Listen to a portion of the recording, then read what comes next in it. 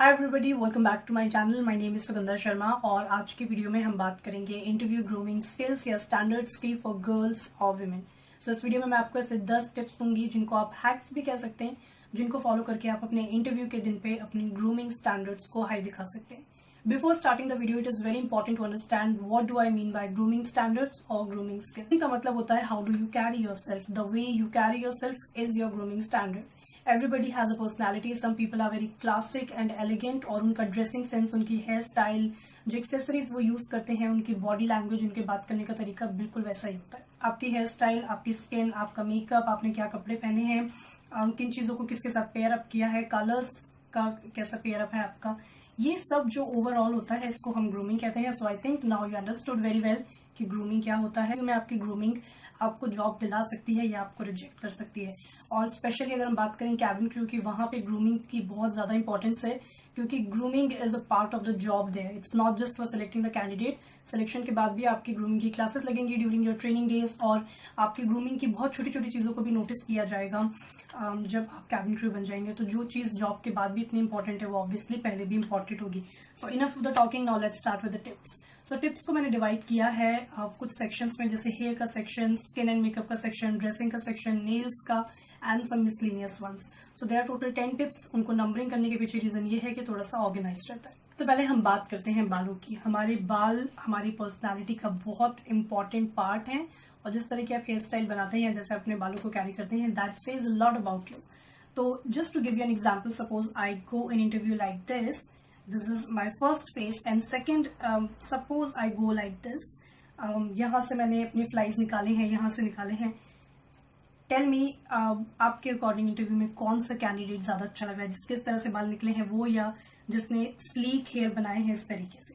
सो जैसे इस छोटी सी चीज से आपको एक डिफरेंस नजर आया, वैसे ही आप में आपकी बहुत सारी चीजें हैं जो अपने बालों के साथ करते हैं, जिससे आपकी पर्सनालिटी में डिफरेंस दिखता है। मैं स्पेशली यहाँ पे सिर्फ इंटरव्यू के पॉइंट ऑफ व्यू से बता रही हूँ। तो सबसे पहले एक इंपॉर्टेंट चीज आपको ये याद रखनी है कि जिस दिन इंटरव्यू है उस दिन सुबह आपको अपने बाल नहीं वॉश करने हैं। द रीजन इज कि जब हम अपने हेयर वॉश करते हैं तो फर्स्ट डे हमारे बाल जो है वो यहाँ वहां उड़ते हैं, मैनेज नहीं होते। सेकेंड डे से वो थोड़े मैनेजेबल कंडीशन में आते हैं कि आपने जो हेयर स्टाइल बनाई वो वैसी रहेगी, और बहुत अजीब से या गंदे से या अनमैनेजेबल बाल नहीं दिखेंगे, या आपके फ्लाइज, जैसे मैंने अभी ये निकाला था, इस तरह से आपके फ्लाइज नहीं निकल रहे होंगे। थोड़ा उसमें मैनेजेबल होने में टाइम लगता है। तो आप इंटरव्यू से एक दिन पहले या 2 दिन पहले अपने हेयर वॉश कर सकते हैं। Do not wash on the same day, उससे आप लेट भी होंगे, काम भी ज्यादा बढ़ेगा, कपड़े वगैरह भी गीले होंगे क्योंकि वहां से ड्रिपिंग होती रहेगी, और बाल भी मैनेज नहीं होंगे। इंटरव्यू में आपको अपने बाल बहुत स्लीक रखने होते हैं। स्लीक का मतलब होता है इस तरीके से बिल्कुल पीछे की तरफ को, और उनको स्लीक रखने का या मैनेज रखने का तरीका होता है कि आप एक तो सेटिंग स्प्रे का यूज करें, कंडीशनर का यूज करें, लीव इन कंडीशनर का यूज करें, और जो हेयर आयरन होता है या जो स्ट्रेटनर होता है उसका यूज करें। तो जब आप शैम्पू करते हैं उसके बाद कंडीशनर जरूर करें, वरना बाल बहुत रफ से या बहुत अजीब से हो जाएंगे, जो अच्छे नहीं लगेंगे इंटरव्यू के टाइम पे। बाल धोने के बाद जो लीव इन कंडीशनर आता है, जिसको हम लिवॉन या जो हेयर ऑयल्स टाइप के आते हैं, जो आफ्टर वॉश वाले ऑयल्स आते हैं, मैं उनकी लिंक डिस्क्रिप्शन में दे दूंगी। आप ये हेयर ऑयल जो जिसको लीव इन कंडीशनर होते हैं बेसिकली, ये आप लगा सकते हैं। इसके बाद आप अपने बाल स्ट्रेट अगर करेंगे तो वो बहुत मैनेजेबल रहेंगे। अगर आप कोई हेयर स्टाइल बनाते हैं, जैसे अभी मान लीजिए मैंने पोनी बनाई, थोड़ी देर बाद वो नीचे खिसकने लग जाती है, या फिर यहाँ से बाल आगे आने लग जाते हैं, तो हेयर सेटिंग स्प्रे एक आता है, उससे आप सेट कर सकते हैं। अदरवाइज अगर आप एक अच्छी मोटी रबड़ लगाते हैं, पतली रबड़ नहीं लगाते, या फिर पतली रबड़ को बहुत 3-4 बार टाई अप करते हैं, तो उससे भी बाल आपके नहीं खिसकेंगे। तो आपको इंटरव्यू पे कैसी हेयर स्टाइल बनानी चाहिए? इंटरव्यू पे आपको अपने बाल हमेशा पीछे को करके बनाने चाहिए। पार्टीशन ज्यादा अच्छा नहीं लगता है, क्योंकि पार्टीशन में बाल मेसअप होने के ज्यादा चांसेस होते हैं। अदरवाइज आप पार्टीशन भी बना सकते हैं। मेरी तरफ से जो पर्सनल सजेशन है, जिससे बाल आप सुबह जैसे करके जाएं शाम तक वैसे रहते हैं, इसके आप उसको इस तरीके से पीछे को करके बनाएं। अगर आप मांग निकाल के बनाते हैं तो बाल जल्दी बाहर आने लगते हैं। आपके जो भी बेबी हेयर है, बेबी हेयर का मतलब होता है जैसे ये जो हमारे छोटे छोटे बाल होते हैं, कुछ भी करके आप पिंस लगा के या हेयर स्प्रे यूज करके इनको पीछे ही रखें। आपके फेस पे बिल्कुल भी बाल नहीं आने चाहिए। कुछ लोगों के यहाँ से भी बाल आते हैं जो अच्छे नहीं लगते हैं, या तो आप उनको ट्रिम कर सकते हैं, या फिर आप उनको ऐसे पीछे को ले जाके और यहाँ पे पिन लगा सकते हैं, तो उससे भी वो मैनेजेबल रहेंगे। जब आप इंटरव्यू के लिए जाते हैं, स्पेशली कैबिन क्रू के इंटरव्यू के लिए, तो 3 बेस्ट हेयर स्टाइल्स होती हैं। वो होती हैं पोनी टेल, या बन, या फ्रेंच रोल। फ्रेंच रोल बनाने में थोड़ा सा कॉम्प्लिकेटेड है, तो ponytail is very good. आपको अपने बाल एट एनी कॉस्ट खुले नहीं छोड़ने चाहिए, क्योंकि ये बिल्कुल भी एलिगेंट नहीं है। आपने कभी भी किसी भी कैबिन क्रू को खुले बालों में नहीं देखा होगा। उनको हमेशा बन में या फिर अगर आपके बाल इतने छोटे हैं तो भी चलेगा, कोई प्रॉब्लम नहीं है, लेकिन वेल कट होने चाहिए, वेल ट्रिम्ड होने चाहिए। ऐसा नहीं होना चाहिए एक स्ट्रैंड लंबा है एक स्ट्रैंड छोटा है या जिग-जैग टाइप के हो रहे हैं। तो आप जब इंटरव्यू के लिए जाने वाले हैं उससे एक हफ्ते पहले ही कट करा लें। अगेन 1-2 दिन पहले मत कराएं, क्योंकि बाल मैनेज होने में यानी थोड़ा फेस पे सेट होने में बालों को टाइम लगता है। बालों में आपको कलरफुल हेयर बैंड्स या कलरफुल हेयर टाइज या फिर कलरफुल पिन्स का यूज नहीं करना है। जो भी आप यूज करते हैं वो ब्लैक यूज करना है। हेयर बैंड नहीं लगाना है एट एनी कॉस्ट। आप फ्रेंच रोल के लिए जो एक I don't know what it is called, there is something जिसकी हेल्प से आप फ्रेंच रोल बनाते हैं, वो भी आपको ब्लैक में लेना है। जो आपको हेयर टाइज लगानी है वो ब्लैक कलर में लगानी है। जो भी आप छोटी छोटी पिन्स लगाते हैं, भले टिक टैक पिन लगाएं या बॉबी पिन लगाएं, वो भी आपको ब्लैक कलर में ही लेनी है। Second, let's come on the skin, a very very important part of grooming. दूसरी चीज ये भी है, जैसे मैंने आपको बालों को मैनेज करने के लिए टिप बताई कि जब इंटरव्यू है 2 दिन पहले हेयर वॉश किए, कंडीशनर लगाया, स्ट्रेटन किया और बाल मैनेज हो गए।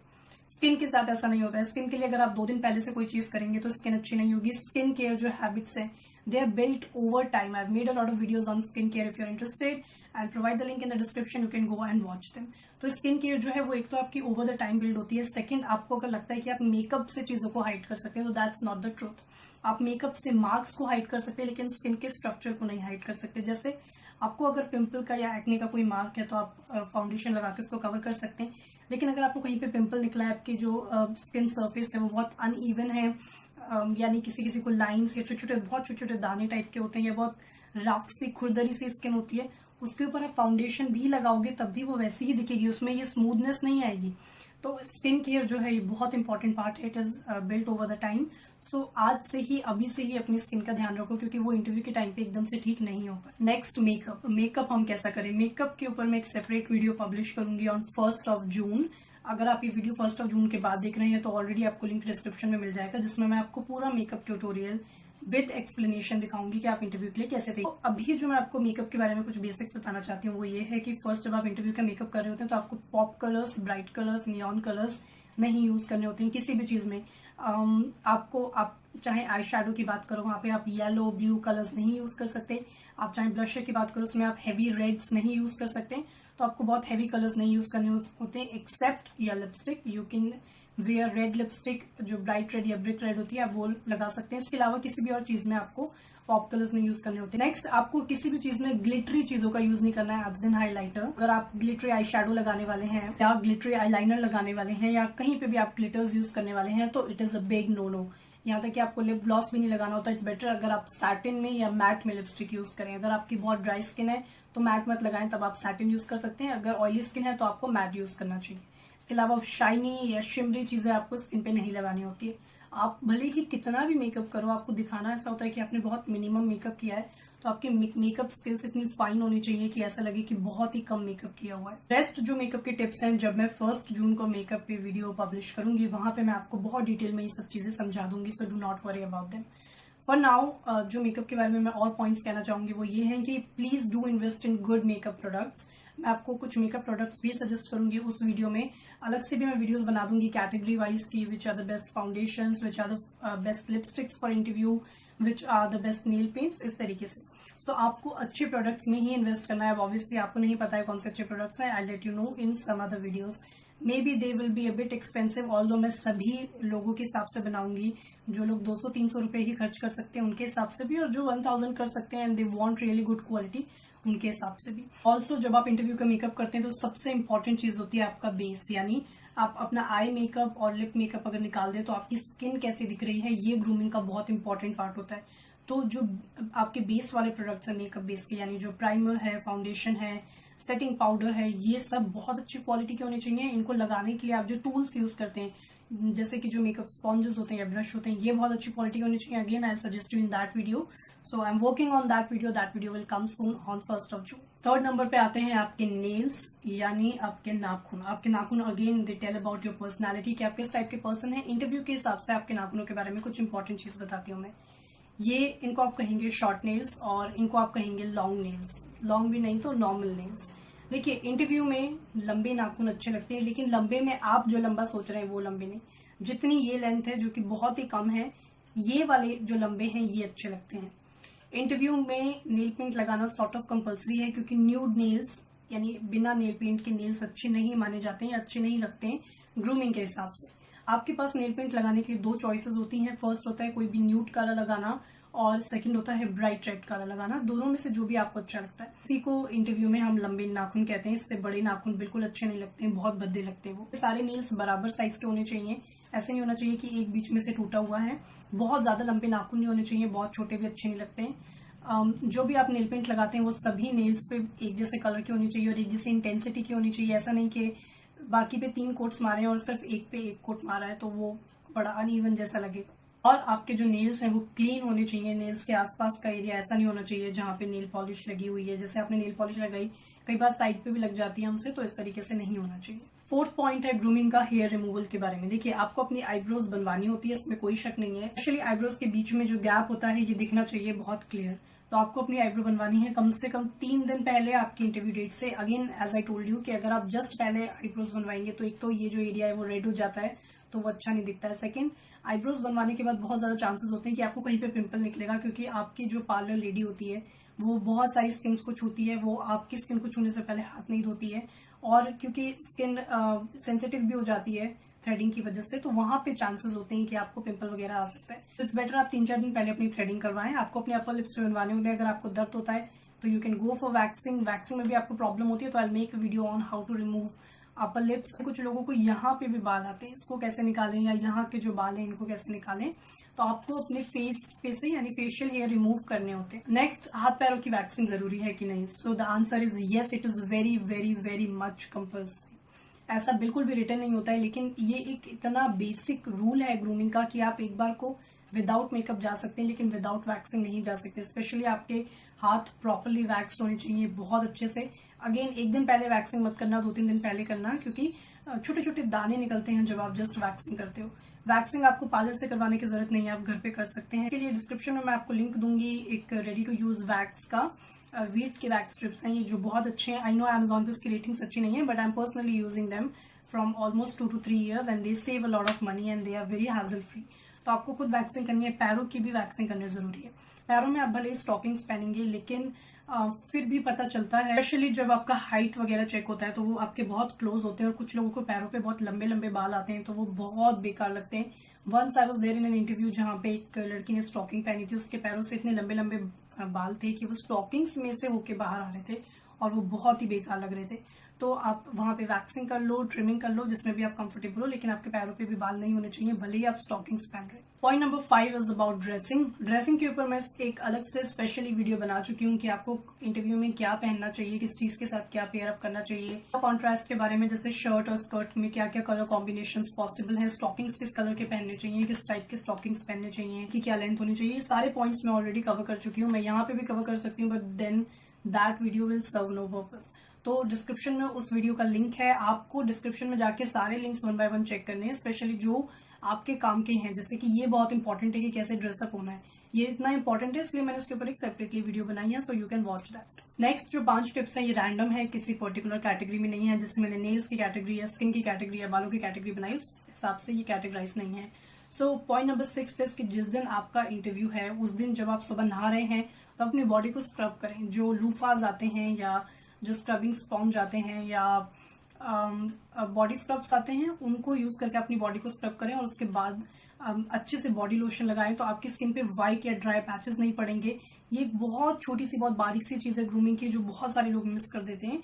आप जस्ट नहा के आ जाते हैं इंटरव्यू में और उससे जहां जहां पे आपके हाथ में ड्राइनेस होती है वहां पे व्हाइट सी लेयर जैसी आ जाती है जो बॉडी लोशन लगाने से चली जाती है। ऑल्सो प्लीज कैरी एक छोटा वाला बॉडी लोशन या कुछ भी इस टाइप का अपने साथ, ताकि अगर आपको ड्राइनेस लगती है तो आप लगा पाए। जैसे हम लोग बहुत बार वॉशरूम यूज करते हैं इंटरव्यू के बीच में, फिर हम हैंड्स वॉश करते हैं और उसके बाद हमारे हाथ ड्राई हो जाते हैं, तो आप लिप बाम और ये लोशंस अपने साथ कैरी कर सकते हैं। नंबर 7 है कि आप चाहे रियलाइज करें चाहे ना रियलाइज करें, लेकिन जब आप बात करते हैं तो आपके मुंह से स्मेल आती है और वो इस छोटी सी चीज को बहुत ज्यादा नोटिस करते हैं। इसलिए उस दिन प्रॉपरली ब्रश करें, उसके बाद टंग क्लीनर भी यूज करें, माउथ वॉश भी यूज करें और अपने साथ गम्स कैरी करें। जैसे ही आपका नंबर आने वाला हो उससे 5-10 मिनट पहले जल्दी से च्यू करके, और उसके बाद आप इंटरव्यू देने जाएंगे तो आपके मुंह से स्मेल नहीं आएगी, इनफैक्ट आपके मुंह से खुशबू आएगी। अगर आप इलायची दाना या गम यूज करते हैं, फ्रेश ब्रेथ आएगी। Point number 8 girls, very important कि आपको इंटरव्यू के दिन कभी भी कोई भी ज्वेलरी नहीं पहननी होती है। आपको रिंग्स, पेंडेंट्स चाहे कितने भी क्यूट या एलिगेंट हो,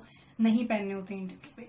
आप सिर्फ एक चीज पहन सकते हैं जो होती है वॉच। वॉच में या तो आप लेदर स्ट्रैप पहन सकते हैं या फिर मेटल स्ट्रैप पहन सकते हैं, दोनों ही अच्छे लगते हैं। बहुत बड़े उनके डायल्स या बहुत कलरफुल या बहुत पॉपिंग नहीं होनी चाहिए, लेकिन रबर स्ट्रैप्स वाली यानी जो स्पोर्टी वॉचेस होती हैं वो अच्छी नहीं लगती हैं फॉर्मल कपड़ों पे। एक और पीस ऑफ ज्वेलरी जो आप पहन सकते हैं वो है ईयर स्टड्स, जिसमें स्पेशली अगर पर्ल के स्टड्स हैं तो वो अच्छे लगेंगे, लेकिन कुछ लोग पर्ल के स्टड्स के साथ पर्ल का नेकलेस भी पहनते हैं, वो बिल्कुल भी अच्छा नहीं लगता है। Please do not do it over the top. You are there for the interview, not for a fashion show. Point number 9 is wear a mild fragrant perfume. आप जो फ्लोरल फ्रेग्रेंसेज होते हैं या फिर जो माइल्ड फ्रेग्रेंस होते हैं लेकिन लॉन्ग लास्टिंग होते हैं उनको यूज कर सकते हैं, या फिर आप ऐसे परफ्यूम यूज कर सकते हैं जो माइल्ड फ्रेग्नेंट हो, लेकिन अगर वो खत्म भी हो जाते हैं 2-3 घंटे में उसकी खुशबू, तो you can carry it in your bag and you can spray it again. लेकिन जो बहुत बोल्ड होती हैं, जो बहुत स्ट्रॉन्ग परफ्यूम्स होते हैं, वो इंटरव्यू पे अच्छे नहीं लगते हैं। It should not be like जैसे ही आपका नाम बुलाया और आप सामने आए इंटरव्यू देने के लिए, जो इंटरव्यूअर है उसको साफ साफ पता चल जाए कि इसने बहुत सारा परफ्यूम लगाया और उसको बिल्कुल सांस लेने में ये प्रॉब्लम हो रही है, इस टाइप से आपको नहीं करना है, इतना सारा परफ्यूम नहीं लगाना है। Point number 10, last tip and the most important part of grooming is to smile and be confident. एक रात पहले आप अपनी नींद पूरी करो, आराम से 8 घंटे सो, सुबह उठ के नहा धो के फ्रेश होके ब्रेकफास्ट करके, ताकि आपको एनर्जेटिक फील हो और इंटरव्यू देने के लिए जाओ विद ऑल योर डॉक्यूमेंट्स। आपको सुबह जो कपड़े पहनने हैं, जो डॉक्यूमेंट्स रिक्वायर्ड है, वो रात को ही ले करके रख दो। एडवांस में अपने सारे क्वेश्चन आंसर्स की प्रिपरेशन करके रखो ताकि उस दिन आपको नर्वसनेस ना फील हो। तो उस दिन जब आप सुबह उठोगे तो आपको कुछ भी नहीं करना है, आप एकदम हैजल फ्री आपका मॉर्निंग रूटीन होगा। आप सुबह उठ के नहाओगे धोगे, सारे कपड़े निकले हुए रखे ही हैं, आपको वो पहनने हैं, ब्रेकफास्ट करना है, सारे डॉक्यूमेंट्स एकदम आपने ले करके रखें, उनको पिक करना है और इंटरव्यू देने के लिए जाना है। So you will feel more confident, कोई नर्वसनेस नहीं होगी आपको। आपके फेस पे स्माइल होनी चाहिए which shows that you are feeling positive and then you can give the interview. So these were my 10 tips and trust me, मैंने ऐसा नहीं कि 10 हैं तो कहने के लिए मैंने कोई भी 10 टिप्स कर दी। All the tips that I could think of मैंने उनको 10 में कंपाइल किया है। सो इन टिप्स के अलावा कोई ऐसी टिप नहीं है जो ग्रूमिंग में बहुत ज्यादा मैटर करेगी। सो मैंने जितनी भी मेन टिप्स हैं वो सब यहाँ पे गर्ल्स के लिए कवर कर ली हैं। I hope this video was helpful for you और आपको ये आने वाले इंटरव्यूज में डेफिनेटली हेल्प करेगी। अगर ये हेल्प करेगी तो प्लीज इस वीडियो को लाइक करें, इसको शेयर करें उन फ्रेंड्स के साथ जो भी इंटरव्यू की तैयारी कर रहे हैं, ताकि उनकी भी हेल्प हो जाए। आपकी इस वीडियो के बारे में कोई भी रिव्यूज हैं, कोई राय है या कोई डाउट है तो आप मुझे नीचे कॉमेंट्स में पूछ सकते हैं। इसके अलावा आप डिस्क्रिप्शन में जाके चेक कर सकते हैं, कुछ अमेजिंग लिंक्स हैं, they may help you. Thank you so much for watching this video and